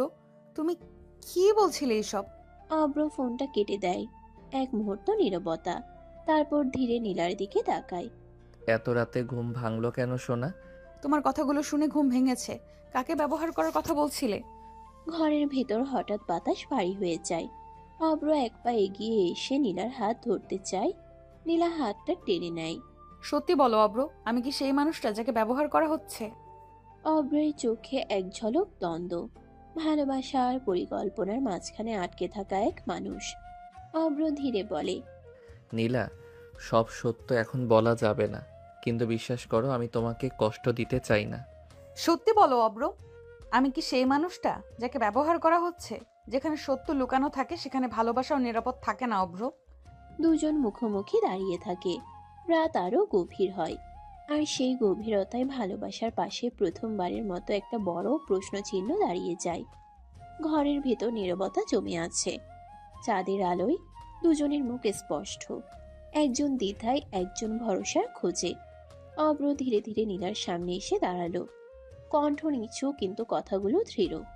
পৃথিবীতে যত সত্যি থাকুক নীলা, সবচেয়ে বড় সত্যি একটাই, আমি তোমাকে ভালোবাসি। নীলা চোখ তুলে তাকায়, চোখে জমে থাকা প্রশ্নগুলো কাঁপতে থাকে। অব্র এক কদম কাছে এসে বলে, তুমি শুধু এতটুকু বিশ্বাস করো, বাকিটা আমি দেখব। তোমার সামনে কোনো ঝড় এলে আমি ঢাল হয়ে দাঁড়াবো। নীলার বুকের ভেতর জমে থাকা ভয়টা ভেঙে পড়ে। সে আর কিছু না বলে হঠাৎ অভ্রকে শক্ত করে জড়িয়ে ধরে। আমি তোমাকে বিশ্বাস করি অব্র, পুরোটা। অব্র অবাক হয়ে নীলাকে জড়িয়ে ধরে আরো শক্ত করে, হাত বুলিয়ে দেয় তার চুলে। নীলা মাথা তুলে বলে, কিন্তু একটা কথা দাও, তুমি কখনো কষ্ট দিও না আমাকে, আমি ভাঙতে পারবো না। কষ্ট দিতে হয় সোনা, আমি তোমাকে আগলে রাখতে চাই আজীবন। নীলা অভ্রর বুকে মুখ লুকিয়ে রাখে। কিছুক্ষণ দুজনেই চুপ করে থাকে, কোনো প্রশ্ন নেই, কোনো উত্তরও নেই, শুধু বিশ্বাসের উষ্ণতা। সকালের আলো জানালা গলে ঘরে ঢুকেছে। রাতের নীরবতা ভেঙে নতুন দিনের শুরু। নীলা গোসল সেরে ফ্রেশ হয়ে আসে, চুল ভেজা, মুখে ঘুমু ঘুমু ভাব, তবু চোখে অদ্ভুত একটা প্রশান্তি। বিছানায় আধশোয়া অভ্রর দিকে তাকিয়ে নীলা বলল, অব্র ওঠো না, আমার খুব খিদে লাগছে। অভ্র চোখ মেলে তাকায়, হালকা হাসি খেলছে ঠোঁটে। হঠাৎ নীলার হাতটা ধরে কাছে টেনে নিয়ে আসে। নীলা ভারসাম্য হারিয়ে অভ্রের বুকের কাছে এসে পড়ে। কেন সোনা, আদর বেশি হয়ে গেছে নাকি? এইসব বলো না, ওঠো তো। অভ্র নীলার কথাই না উঠে বরং তাকে আরো কাছে টেনে নেয়, গলায় মুখ ডুবিয়ে আলতো একটা আদরের ছোঁয়া দেয়। আচ্ছা আচ্ছা, যাচ্ছি, একটু অপেক্ষা করো। দ্রুত এসো কিন্তু। আমি বাজার করে আনবো সোনা, আজ তোমার পছন্দের সব কিছু আনবো। তুমি থাকলেই আমার সব পছন্দ পূরণ হয়ে যায়। অভ্র দরজার দিকে যেতে যেতে একবার ফিরে তাকায়। চোখে দায়িত্ব, মুখে ভালোবাসা। সকালের আলোয় ছোট্ট ঘরটায় দুজনের স্বপ্নগুলো আরো একটু বড় হয়ে ওঠে। ওদিকে নীলার বাবার বাড়িটা অস্বাভাবিক নীরব। সকালের খাবার টেবিল সাজানো, কিন্তু থালাগুলো অক্ষতই পড়ে আছে। নীলার মা চুপচাপ চেয়ারে বসে আছে, চোখ দুটো ফোলা, সারা রাত কাদার ছাপ স্পষ্ট। বারবার খাবারের দিকে তাকাচ্ছে, কিন্তু এক গ্রাসও মুখে তুলছে না। বাবা ভারী পায়ে এসে পাশে বসে, গলার স্বরটা শক্ত রাখার চেষ্টা করলেও ভেঙে যাচ্ছে। খেয়ে নাও, এভাবে না খেয়ে থাকলে শরীর খারাপ করবে। খেতে পারছি না, আর বুকের ভিতরটা ফাঁকা হয়ে গেছে। নিজেকে শক্ত করো, ও নিজের সিদ্ধান্তে গেছে। ও আমার একমাত্র মেয়ে, ওকে ছাড়া আমি কিভাবে থাকবো বলো তো? কোনোদিন ভাবিনি ও এভাবে চলে যাবে। বাবা মুখ ফিরিয়ে নেয়, চোখের কোণে জমে থাকা জল লুকানোর চেষ্টা। আমি না না করেছি, অনেক বোঝাতে চেয়েছি কিন্তু কথা শোনেনি। তবুও তো ও আমাদেরই রক্ত, ভুল করলেও ও আমাদের মেয়ে। আর এই ভুলটাই আমি মেনে নিতে পারছি না। রাগ করো, অভিমান করো, কিন্তু এভাবে বুকের ভিতর পাথর জমিয়ে রেখো না। একদিন তো বুঝতেই হবে, ও সুখে থাকলেই আমাদের হারটা সহ্য করা যায়। আমি শুধু চাই ও কষ্ট না পাক, কিন্তু আমি এখনো মানতে পারছি না। ঘরের ভিতর আবার নীরবতা নামে। একদিকে মায়ের না খাওয়া থালা, আরেকদিকে বাবার না বলা কষ্ট। নীলা না থাকলেও তার শূন্যতা পুরো বাড়িটা জুড়ে বসে আছে। সকালে রোদ একটু তির্যক হয়ে জানালা দিয়ে ঢুকছে। দরজা খুলতেই নীলা দেখতে পেল অব্র হাতে বাজারের ব্যাগ, পাউরুটি, কলা, আরেক ব্যাগে কিছু সবজি, ছোট একটা মাছ। নীলা একটু অবাক হয়ে তাকালো। এত কিছু আনলে কেন? খালি পেটে থাকলে আমার বউ রেগে যায়, তাই আগে হালকা কিছু, তারপর রান্না। এই দেখো, আবার বউ ডাকছো। তুমি পাউরুটি খাও, আমি রান্না শুরু করি। আমি একা খাবো কেন? তুমিও বসো। অব্র আর না বলল না। দুজন পাশাপাশি বসে পাউরুটি আর কলা খেলো। ছোট্ট টেবিল, সাধারণ খাবার, কিন্তু নীলার মনে হচ্ছিল অনেক বড় আয়োজন। খাওয়া শেষ হলে অব্র গামছা কাঁধে নিয়ে রান্নাঘরে ঢুকলো। নীলা দরজায় দাঁড়িয়ে তাকিয়ে আছে। অব্র সবজি কাটছে, মাছ ধুচ্ছে, সবকিছুতেই অদ্ভুত যত্ন। নীলা হঠাৎ মন খারাপ করে বলল, জানো, আগে যদি মায়ের কথা শুনে রান্না শিখতাম, আজ তোমাকে একা করতে হতো না। মন খারাপ করছো কেন সোনা? আমাকে দেখে শিখো। চাকরি পেলে তো আমার রান্না করার সময় থাকবে না, তখন তোমাকেই সামলাতে হবে সব। তখন তুমি অফিস থেকে এসে বলতে খুব ক্ষুধা পেয়েছে। আর তুমি বলবে, এই নাও তোমার পছন্দের রান্না। নীলা চোখ নামিয়ে হালকা হাসলো। মন খারাপটা একটু একটু করে হালকা হয়ে গেল। ছোট ঘর, অল্প বাজার, কিন্তু তাদের কথার ভেতর ভবিষ্যতের একটা সংসার নিঃশব্দে গড়ে উঠতে লাগলো। রান্নার গন্ধে ছোট্ট ঘরটা পড়ে গেছে। ভাত আর তরকারি টেবিলে উঠতেই দুজন পাশাপাশি বসে পড়ে। নীলা এক চামচ মুখে দিয়ে চোখ বড় বড় করে তাকায়। তুমি তো খুব ভালো রান্না করো অব্র। তোমার ভালো লাগছে, এইটাই আমার জন্য অনেক। নীলা তাকিয়ে থাকে ওর দিকে। এই সাধারণ মুহূর্তটাই যেন তার কাছে অসম্ভব দামি। ঠিক তখনই অভ্রর ফোনটা বেজে ওঠে। স্ক্রিনে ভেসে ওঠে মা। অভ্র একটু থেমে কল রিসিভ করে। হ্যাঁ মা। কি করিস বাবা? খাচ্ছি মা। এত বেলা করে খাচ্ছিস কেন? বাজার করতে একটু দেরি হয়ে গেল মা। মা, আমি বিয়ে করেছি। কি বলছিস বাবা হঠাৎ? অভ্র চোখ তুলে নীলার দিকে তাকায়। নীলা থমকে গেছে, শ্বাস আটকে আছে। অভ্র শান্ত গলায় বলে, ইচ্ছে হলো তাই মা। একটা কথাও বলবি না আমাকে? আমি তো কিছুই জানতাম না। জানি মা, কিন্তু বিশ্বাস করো আমি ভুল করিনি। নীলা অভ্রের দিকে তাকিয়ে থাকে, চোখে ভয় আর ভরসা একসাথে। ও পাশে মা দীর্ঘশ্বাস ফেলে। বৌমা কেমন আছে? ভালোই আছে মা, একদিন নিজেই তোমার সামনে এনে দাঁড় করাবো। তোমার মা রাগ করলো না? মায়েরা রাগ করে না সোনা, ওরা শুধু ভয় পায় সন্তানটা ঠিক আছে কিনা। নীলা মাথা নেড়ে চোখ মুছে নেয়। এই অজানা জীবনে ভালোবাসার সাথে সাথে দায়িত্ব ধীরে ধীরে বড় হয়ে উঠছে। খাওয়া শেষ হতেই অভ্র উঠে দাঁড়ায়, তার চোখে দৃঢ়তা, হাতে ছোট্ট ব্যাগ। সোনা, তুমি এখানে থাকো, আমি দেখি তো একটা চাকরি পাই নাকি। আচ্ছা যাও। ভালো থেকো। আমরা আমার অপেক্ষা করবে না। আমি তো থাকবো, কোনো চিন্তা করো না। সোনা, যাই, আমি দ্রুত ফিরে আসব। অব্র শহরের রাস্তায় রাস্তায় ঘুরছে, চোখে এক ধরনের লক্ষ্যবোধ। বাজারের ভিড়ে চাকরির জন্য কোথাও হেঁটে হেঁটে সে নিজের পথ খুঁজছে। হঠাৎ একটি চমৎকার সুযোগ চোখে পড়ে। একটা চাকরি পেয়ে সে আনন্দে একটু লাফ দেয়। মনের ভিতরে ডাবল। ঠিক আছে, এটা দিয়ে শুরু করি। মনের ভেতরে ভাবল সেখানে কথা বলার পরে চাকরিটা হয়ে যাবে। দিনের শেষে অব্র এক রেস্টুরেন্টে রাহাতের সাথে দেখা করতে যায়। রাহাত ইতিমধ্যেই বসে আছে, হাতে কফির কাপ, চোখে বিরক্তির ছাপ। কি করছিস তুই হাবরো? নীলার বাবাকে বোঝাতে গিয়ে ওর সাথে এমন করলি কেন? মজা করছিস নাকি? রাহাত, বুঝেছিস না, নাটক করতে করতে আমি ওকে ভালোবেসে ফেলছি, আর তাই বিয়ে করে নিছি। কিন্তু তুই তো জানিস, যদি সত্যি জানতো সে। সত্যি জানলে ও আমাকে বিয়ে করতো না। এটা এমন কিছু যা শুধু আমি বুঝতে পারি। আমি জানি ওর জন্য এটা সঠিক সিদ্ধান্ত। তোর সাহস আছে অব্র, শুধু এতটুকু বললি। ওকে ভালো রাখবি আশা করি। বিশ্বাস করো রাহাত, সব ঠিক হয়ে যাবে। এবার শুধু কাজ করব, ওর পাশে থাকব। বাকি সময়ের জন্য আমাদের গল্প। 1 মাস কেটে গেছে, কিন্তু নীলার শূন্যতা একটুও কমেনি সে বাড়িতে।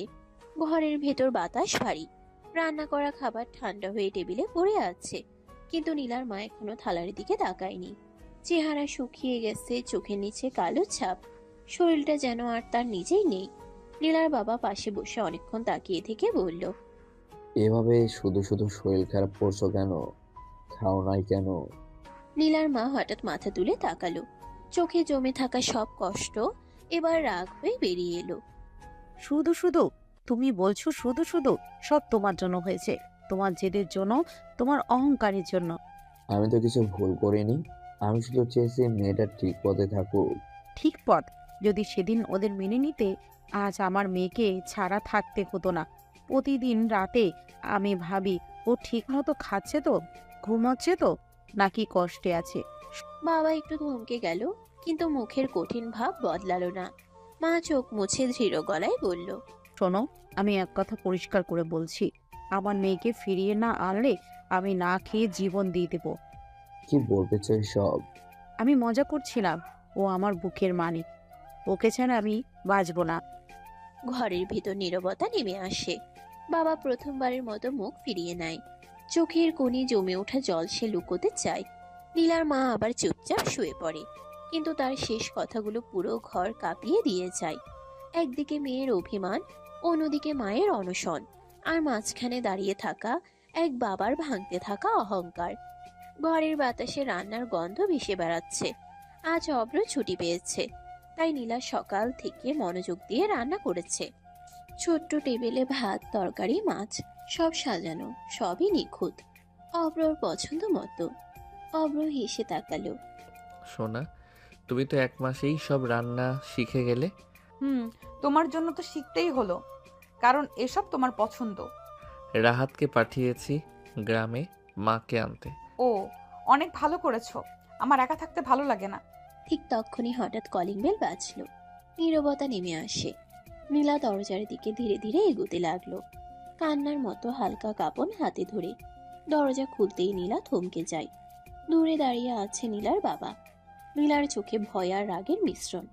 কিছুক্ষণ দুজন একে অপরকে চেয়ে থাকে। তুমি এখানে কি করছো? আমার মেয়েকে ভালো রাখতে পারছে নাকি? এই ঘর, এই জীবন আমি সব দেখতে চাই। আপনি চিন্তা করবেন না, আমি ওকে ভালো রেখেছি। ঘরের বাতাস ভারী, চোখে চোখ রেখে দাঁড়িয়ে আছে নীলার বাবা। চোখে রাগ, গলায় তীব্রতা। তোর মতো ছোট লোক কিভাবে আমার মেয়েকে ভালো রাখবি? টাকা নেই, অবস্থান নেই, এসব দিয়ে কি করবি? ভালোবাসাই সব স্যার, টাকা তো শুধু মোহ মাত্র। যে ভালোবাসে সে সব দেখবে, সব বুঝবে। নীলা চল, আমি জানি তুই ভালো নেই, এভাবে এক অচেনা ছোট লোকের কাছে সুখী হওয়া সম্ভব নয়। না বাবা, আমি সুখে আছি, তুমি বোঝো না কেন? টাকাই জীবনের সব না। অভ্র নীরব দাঁড়িয়ে থাকে, শুধু নীলার হাত ধরে। নীলার চোখে অদ্ভুত এক দীপ্তি, মুখে দৃঢ়তা। বাবা কিছুক্ষণ চুপ থাকে, হয়তো বুঝতে পারছে নীলার মনে অব্রর ভালোবাসা কোনো টাকার প্রভাব ছাড়া শক্তিশালী। নীলা ধীরে ধীরে অব্রর দিকে তাকায়, হাসি দিয়ে বলল, বাবা আমি ঠিক আছি, তোমার মতো কাউকে চাই না। ঘরের বাতাস আরো ভারী হয়ে আসে। বাবা কপালে ভাঁজ দিয়ে চোখে কঠিন ভাব নিয়ে দাঁড়িয়ে আছে। আজ ভালোবাসা দেখাচ্ছে, কিন্তু মনে রেখো, কাল বড়লোক কাউকে পেলে সে মেয়ের কাছে চলে যাবে। তুমি মানুষের মন জানো না বাবা। আমি আলাদা মানুষ, অব্রও আলাদা। আমরা টাকার জন্য নয়, সত্যি ভালোবাসার জন্য একে অপরের। বাবা কপাল ভাঁজ করেও কিছু না বলে শুধু তাকিয়ে থাকে। অব্র নীরব দাঁড়িয়ে নীলার হাত আঁকড়ে ধরে। দুইজনের মধ্যে যে শক্ত সম্পর্ক তার একটি স্পষ্ট ইঙ্গিত চোখে পড়ছে। নীলা আরো শক্ত কণ্ঠে বলল, তুমি যা ভাবছো তা ভুল। আমি কখনো কাউকে শুধু অবস্থান আর টাকার জন্য চাইবো না। অব্রই আমার জীবন, আমার সুখ। বাবার চোখে অদ্ভুত এক ঝলক। মনে হয় হয়তো বুঝতে পারছে এই প্রেমের শক্তি টাকা আর ক্ষমতার চেয়ে অনেক বড়। ঘরের বাতাস এখন অন্যরকম শান্ত, অথচ শক্তিশালী। অব্র ধীরে এগিয়ে দাঁড়িয়ে নীলার বাবার দিকে চোখ রাখলো। দেখুন স্যার, গরিবও ভালোবাসলে সুখী রাখতে পারে। নীলার বাবা চারপাশে চোখ বুলালো। ঘরের কোণে রান্নার সৌন্দর্য, টেবিলে সাজানো খাবার, নীলা আর অব্র হাত ধরে দাঁড়িয়ে আছে। সব দেখেই যেন এক মুহূর্তে বোঝা গেল এখানেই আছে এক সত্যিকারের সুখী পরিবার। অব্র কণ্ঠটা আরো দৃঢ় করলো, আপনার এত বছরের ভুল ধারণা ভাঙলো তো। দেখলেন, গরিবরাও ভালোবেসে সুখে রাখতে পারে। বাবা চোখ কিছুক্ষণ বন্ধ করে নিল। হৃদয়ে অজানা এক প্রশান্তি ভরে উঠল। কোনো উত্তর দিল না, শুধু চুপচাপ নীরব হয়ে ঘরে সব দেখছে। নীলা ধীরে ধীরে অভ্রর দিকে তাকালো, হাসি ছড়িয়ে বলল, দেখেছো বাবা, কোনো টাকা বড়লোকের ক্ষমতা নয়। ভালোবাসা থাকলেই জীবন সুন্দর হয়। সোনা, সব ঠিক হয়ে গেছে। আমাদের প্রেম, আমাদের পরিবার, আর কারো অনুমোদন দরকার নেই। ঘরের বাতাস হঠাৎ হালকা হয়ে এলো। রাগ আর দ্বন্দ্বের ছাপ কিছুটা কমছে। নীলার বাবা চোখে এক অদ্ভুত মৃদু হাসি ফুটিয়ে বলল, আমি বুঝতে পারছি গরিব বড়লোক দিয়ে ভালোবাসা হয় না। চলো, তোমরা আমাদের বাড়িতে আসো, আমি মেনে নিলাম তোমাদের। নীলা আনন্দে চোখ ঝলমল করল, হৃদয়ে খুশির ঢেউ বয়ে গেল। কিন্তু অব্র ধীরে বলল, চোখে মিশ্রিত ভাবে সঙ্গে, এটা যদি আগে বুঝতেন, আমার মাকে সারা জীবন পরিবারের জন্য কাঁদতে হতো না। কি বলছো তুমি? আমার মা, আপনার বোন আয়েশা, যাকে আপনি আর আপনার বাবা তাড়িয়ে দিয়েছিলেন কারণ সে গরিব ছেলেকে ভালোবেসে বিয়ে করেছিল। আমি সেই আয়েশা চৌধুরীর ছেলে। দুইজন এক মুহূর্তের জন্য আকাশ থেকে পড়া মনে করল। নীলার বাবা চোখ বড় করে তাকালো। তুমি আমার বোনের সন্তান? হ্যাঁ, শুধু আপনাকে বোঝাতে চেয়েছিলাম, গরিবরাও ভালোবেসে সুখী করতে পারে, ঠিক যেমন আমি করেছি, যেমন আমার বাবা মাকে সুখী রেখেছিল। ঘরের বাতাস এখন এক অদ্ভুত প্রশান্তিতে ভরে গেছে। তখনই দরজার বাইরে হঠাৎ শব্দ। রাহাত অব্রর মাকে নিয়ে প্রবেশ করলো। রাহাতের সঙ্গে নিয়ে এসেছে অব্রের মা আয়েশা চৌধুরী। অব্র ধীরে এগিয়ে সেই মায়ের হাত ধরে বলল, মা, আপনাকে দেখার সময় এসেছে। নীলার বাবা এক মুহূর্তের জন্য থমকে গেল, চোখে পানি জমে এসেছে, স্মৃতির ভাঁজ খুলে গেছে। অবশেষে সে স্বরে কাঁপতে কাঁপতে বলল, আমার বোন, আমি তোমার জন্য এতদিন পর ক্ষমা চাইছি। আমি তোমার উপর খুব কঠোর ছিলাম। সব ঠিক আছে ভাই, সময় ও ভালোবাসা সব কিছু ঠিক করে দেয়। তুমি বুঝতে পারছো, সেটাই অনেক। তবুও আমাকে ক্ষমা করিস বোন, অনেক অন্যায় করেছি। ক্ষমা চাইতে হবে না ভাই, আমি সেসব মনে রাখি নাই। নীলা ধীরে ধীরে অভ্রর দিকে তাকালো। চোখ দুটো লাল, ঠোঁট কাঁপছে, বুকের ভেতর যেন ঝড়। তাহলে সত্যিটা এটাই, তুমি বাবাকে কষ্ট দেওয়ার জন্য, তার অহংকার ভাঙার জন্য আমাকে ব্যবহার করেছো? নীলা, শোনো, শুরুটা হয়তো ভুল ছিল, আমি মানি। শুরুতে আমি তোমার বাবাকে বোঝাতে চেয়েছিলাম, কিন্তু বিশ্বাস করো, মাঝপথে আমি নিজেই বদলে গেছি। আমি তোমাকে সত্যি অনেক ভালোবাসি। ভালোবাসা যার শুরুই ছিল অভিনয়, প্রতিশোধ আর নাটক দিয়ে, সে ভালোবাসা কিভাবে বিশ্বাস করবে অব্র? তুমি আমাকে ঠকিয়েছো, আমার বিশ্বাস ভেঙে দিয়েছো। আমি তোমাকে কোনো দিন কষ্ট দিতে চাইনি নীলা। আমি নিজেও বুঝিনি কবে তুমি আমার সব হয়ে গেলে। আর কিছু বলো না, এখন একটু শুনতে ইচ্ছে করছে না। এই কথা বলেই নীলা ঘরের ভেতর ঢুকে দরজাটা সজোরে বন্ধ করে দিল। ভেতরে ঢুকেই সে বিছানায় বসে পড়ে হাউমাউ করে কাঁদতে লাগলো। তার বুকের ভেতর শুধু একটাই প্রশ্ন ঘুরছে, ভালোবাসাটা কি সত্যি ছিল নাকি সবই একটা সুন্দর মিথ্যে। বাইরে অভ্র নিঃশব্দে দাঁড়িয়ে রইল। দরজার ওপাশ থেকে নীলার কান্নার শব্দ ভেসে আসছে। চোখ বন্ধ করে ফিসফিস করে বলল, আমি ভুল করেছি সোনা, কিন্তু তোমাকে হারানোর জন্য না। গভীর রাত, বাইরের আলো নিভে গেছে, চারপাশ নিস্তব্ধ। শুধু নীলার ঘরের দরজার সামনে দাঁড়িয়ে আছে অভ্র।